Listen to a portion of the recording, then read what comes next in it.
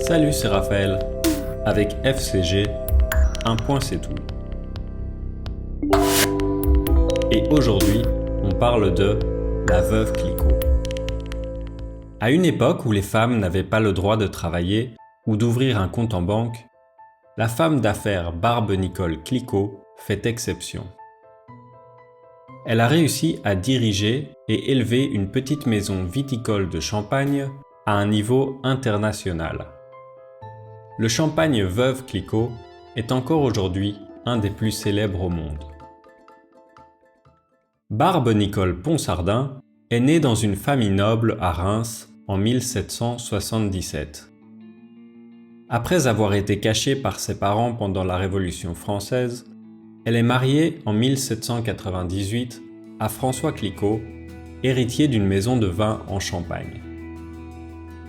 Mais François meurt quelques années plus tard d'une mauvaise fièvre et laisse Barbe-Nicole seule à l'âge de 28 ans. Son statut de veuve et l'expérience qu'elle a acquise dans l'industrie vinicole lui permettent de rester aux commandes de l'entreprise de son mari.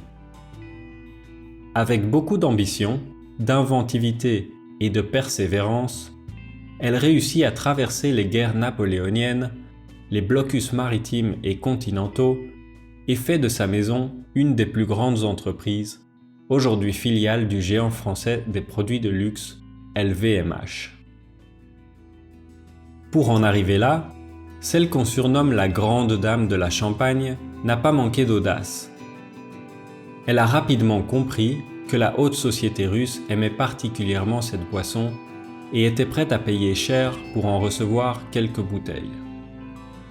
En 1814, quand l'Empire russe et les Alliés prennent Paris et forcent Napoléon à abdiquer, elle ignore le blocus continental et envoie 10 550 bouteilles à l'ennemi à Saint-Pétersbourg pour les féliciter.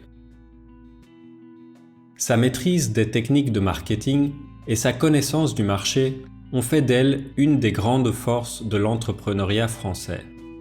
Au point qu'en 1972, la marque lance le prix Veuve Clicquot de la femme d'affaires. Ce prix rend hommage à l'esprit d'entreprise de Madame Clicquot et récompense les femmes qui s'engagent avec succès dans le monde des affaires.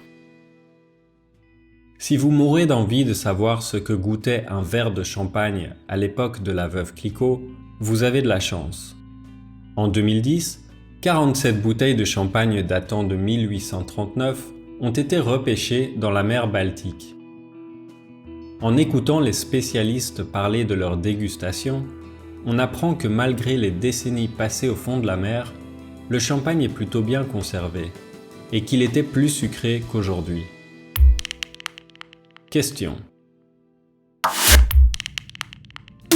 Quelle sera votre prochaine occasion d'ouvrir une bouteille de champagne? À quelle figure contemporaine peut-on comparer Madame Clicquot? L'envoi de bouteilles de champagne à l'ennemi en 1814, un coup de génie ou une trahison?